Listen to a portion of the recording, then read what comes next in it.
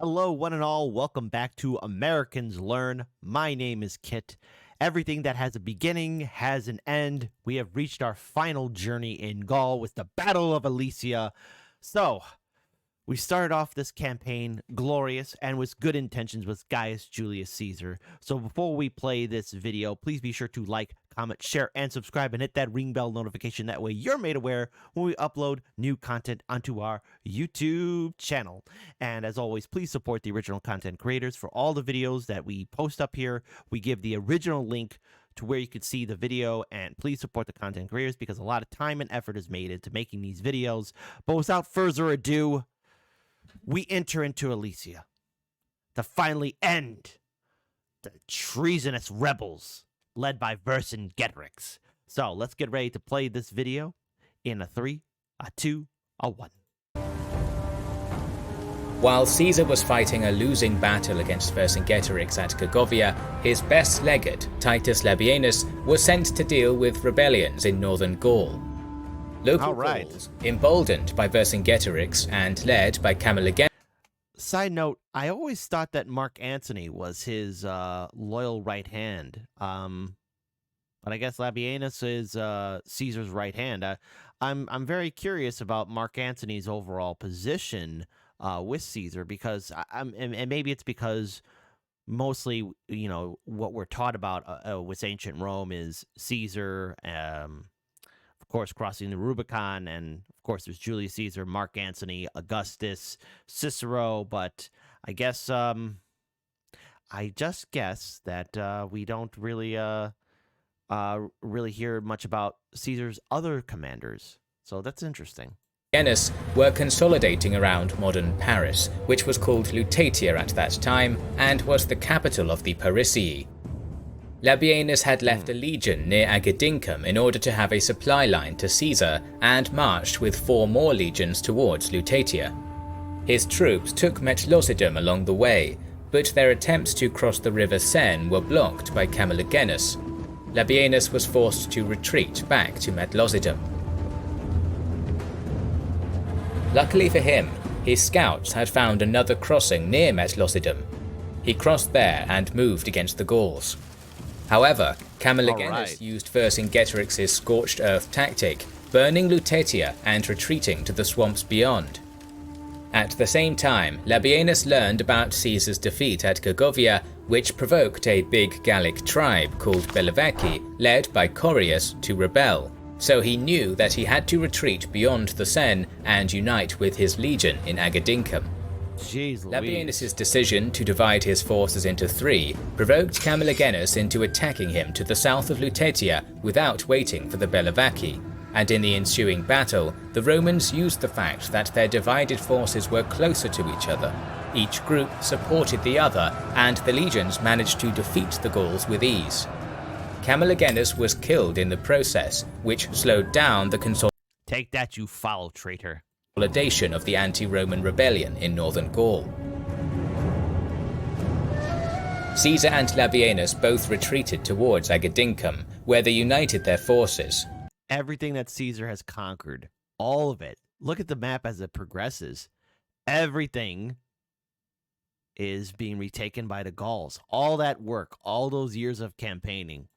Meanwhile, more and more Gauls were joining the rebellion, and after the rest of the Aedui joined it, even the Roman province of Narbonensis was attacked by them. Caesar and his 10 legions moved through the Sequani and Lingonese territory to the east, in order to gain a line of retreat to the Roman province of Gallia Transalpina. At the same time, Caesar's envoys secured a group of Germanic mercenaries who joined the Roman cavalry. Vercingetorix and his 80,000 tried to attack Caesar when the latter was trying to cross the Vingaiani River, but the Romans were able to stop the attack with ease. It is not clear why, but this minor defeat either disheartened Vercingetorix or showed him that he couldn't win against the Romans in an open battle, so he probably tried to recreate the factors that led to the victory at Gergovia when he retreated to the Mandubii capital of Alesia. Caesar followed him to the settlement. Glorious. Alesia was a well-defended city on a hill, and Vercingetorix sent messages to his nearby allies to come to his aid. Vercingetorix was in a strong position.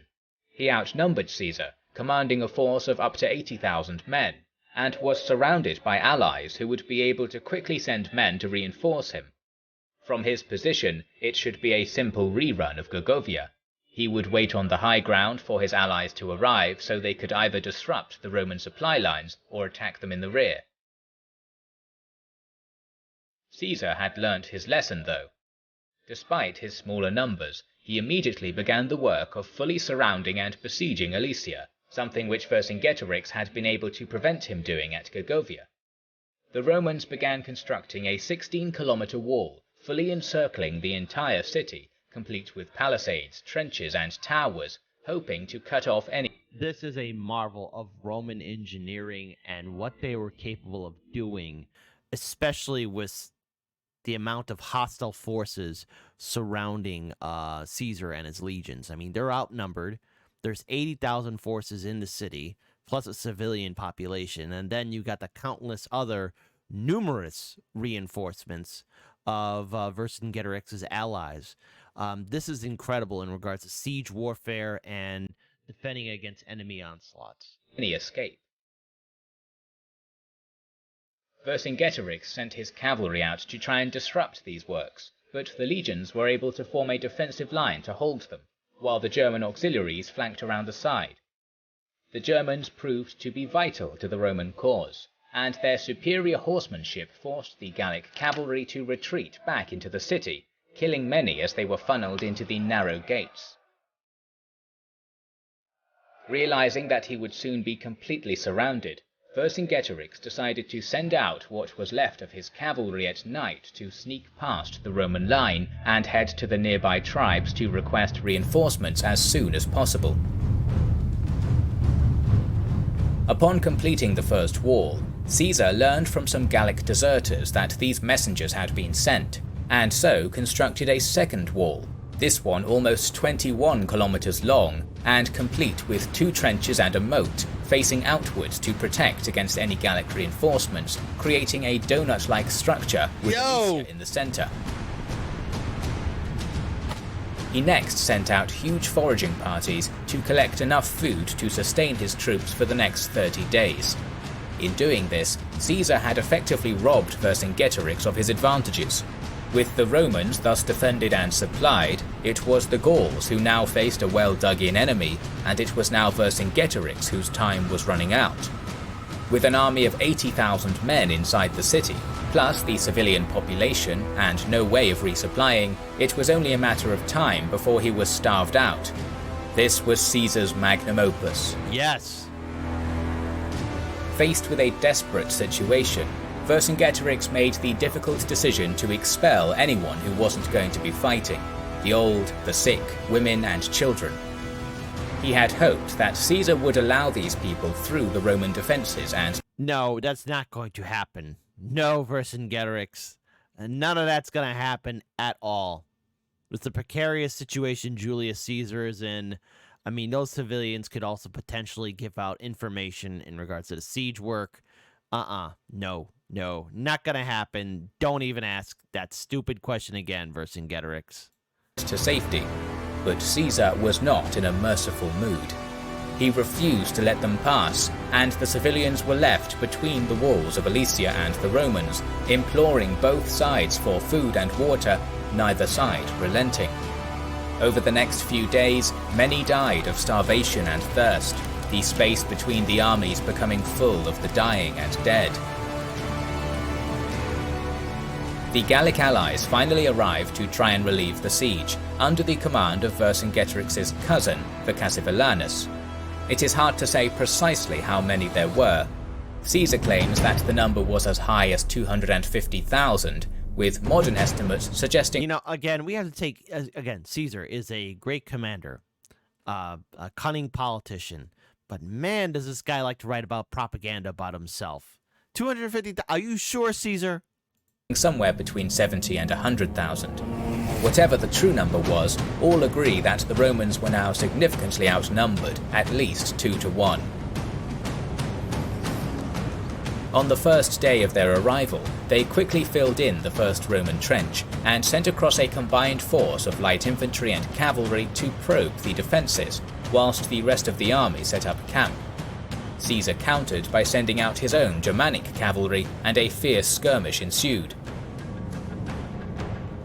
From their elevated position inside the city, the besieged Gauls saw that their allies had arrived, and simultaneously began massing for a sally against the inner fortifications.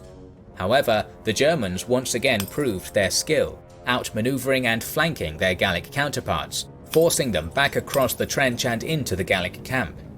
Seeing his allies defeated, Vercingetorix decided to bide his time. Again, you know, what's really pathetic about Vercingetorix right now at this point is that he has no choice but to commit to one attack, because if they don't get out of that city, they're done for. But again, looking at the siege works that Julius Caesar and his men put up, this is an impossible nut to crack. Even with let's say there was 250,000. If 250,000 forces outside plus your 80,000, so that's already, again, a huge number of forces. So it's like, I believe, about 320,000 could not crush Caesar and his legions. I mean, any high number, I guess, can't even break past these defenses. And held off his attack. The reinforcements spent the next day constructing siege ladders, and then, at midnight, launched another attack. Taking the Romans by surprise, they found some initial success, but Mark Antony, in his first battle, was commanding. Hey! I was asking for Mark Antony. Here is none other than the great Mark Antony! This section of the wall, and proved himself to be a composed and skillful lieutenant, pulling troops from other sections of the walls to reinforce his position. Again, Vercingetorix began to sally out to try and help his allies, but was delayed by having to fill the Roman trench. By the time he had crossed it, Antony had successfully fought off the assault, and Vercingetorix again withdrew into the city. Following these two failed assaults, Vercassivelanus conducted more thorough reconnaissance of the Roman position, and discovered that a steep hill overlooked the Roman wall in the northern section. Hoping to use this high ground to his advantage, the next day the Gauls used their overwhelming numbers to attack the entire length of the outside wall, but concentrated a larger force under Vercassivelanus on this portion. At the same time, Vercingetorix again sallied out, this time attacking the length of the interior Roman fortifications, hitting wherever looked weakest. This was the toughest the fighting had been so far. Caesar, as he had done at the Battle of Sabis, dashed from cohort to... This is the for those of you who remember the great series HBO's Rome, where we see Titus Pullo, Lucius Vorenus facing off against the foul hordes of the Gauls. The cohort, urging his men on, leading reserve cohorts personally to points where the defences looked like they were faltering. Vercassivelanus began making headway, piling earthworks up against the walls in order to mount them, and using hooks and siege engines to tear down the Roman defences. Caesar committed every man he had left of his reserves, pulling every man who could be spared and sending them into the action. It was a desperate battle for the Romans. Between the two walls there would be no escape, and if the line faltered, the entire army would surely be wiped out. The Roman line was holding the Gallic army, but it seemed like it wouldn't last for long. But then, Caesar appeared at the top of the hill. Leading the Germanic auxiliaries, he crashed into the rear of the Gallic reinforcements. Surrounded now on all sides, the Gauls who had pushed through the breach were decimated, and the tide of battle changed. Seeing their largest contingent broken, the morale of the rest of the Gallic reinforcements... I mean, look at that. If anything had gone wrong, the Caesar and his legions would have been mopped up. Shattered, and they quickly fled. With this threat thus neutralized, the Romans turned to deal with Vercingetorix, who was attacking the interior wall, and they were able to force him back into the city. With the city still besieged and his reinforcements spent, Vercingetorix surrendered.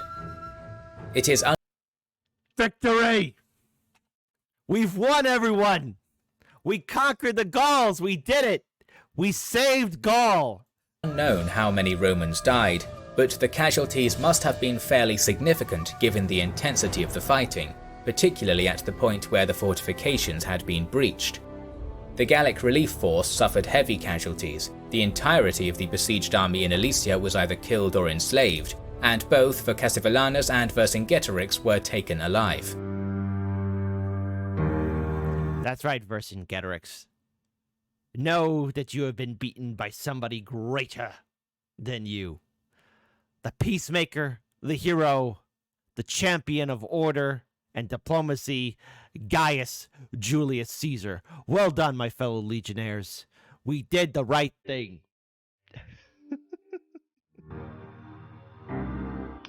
Although most of the rebel leaders were either dead or captured, the resistance against Rome was far from over, as the Bituriges, Carnutes, Bellovaci, Atrebates, Anticavi, and others were still in open rebellion. In January of 51 BC, Caesar moved against the Bituriges. This winter campaign surprised the Bituriges, who were probably unprepared for it, and soon they sued for peace, which allowed Caesar to return to his winter quarters. However, soon the Bituriges were attacked by the Carnutes for yielding to the Romans. Once again, Caesar marched swiftly and took his enemies by surprise, forcing the Carnutes to submit. The Romans made new winter quarters at Cenabum and stayed there until the spring. Leaving 6 legions in the area, Caesar took 4 and moved against the Bellovaci of Corius and the Atrebates of Commius. This campaign proved difficult, as both tribes abandoned their lands and fought a guerrilla war against the Romans. Fortunately for the legions, Corius was killed in one of the ambushes, which proved to be the final straw for the Bellovaci. They were convinced to seek peace, while Commius retreated to the east to continue his resistance. To the south, the Anticavi attacked Liminum and were defeated by Caesar's lieutenants. The remainder of the Gallic forces in the area attempted to defend at Uxellodunum, but were defeated by Caesar soon after. Everything is turning back to the color red. Imperial Roman red. Let's get rid of this ugly green. The last engagement of the war saw Commius defeated in the north, and the rebellion was over. Gaul was pacified, and Caesar won over the remaining Gallic leaders with gifts and the promise of lower tribute. He knew that the battle for Rome was about to start. The civil war that would end the centuries-long republic was just around the corner. Yes. Thus ends the first season of our series on Gaius Julius Caesar. But he will be back for the second season, so make sure you are subscribed to our channel and have pressed the bell button. We would like to All right, outstanding series by Kings and Generals. If you want us to continue on with our campaign with Gaius Julius Caesar as we deal with these horrible senators in Rome, because right now the future of the Republic is at stake. Gaius Julius Caesar has done nothing wrong, and if you want us to continue on with this wonderful journey, please type it in the comment section below. What are your thoughts on the Battle of Alesia? I was surprised, and I think after watching the series for so long, I think this is the first time we've heard the name Mark Antony, nor will it be the last. Obviously, being serious though, the campaign in Gaul was very brutal, and Julius Caesar did so with an iron fist. But the result of it is that he built himself a very large reputation in Rome, making himself immensely wealthy, and plus the loyalty of all the legions that have served under his banner. I mean, what could possibly go wrong? It's not like there'd be a Roman civil war. Would there? To find out, please be sure to like, comment, share, and subscribe to Americans Learn. And also, please, please, please support the original content creators, Kings and Generals. My name is Kit. Take care. I'm out of here.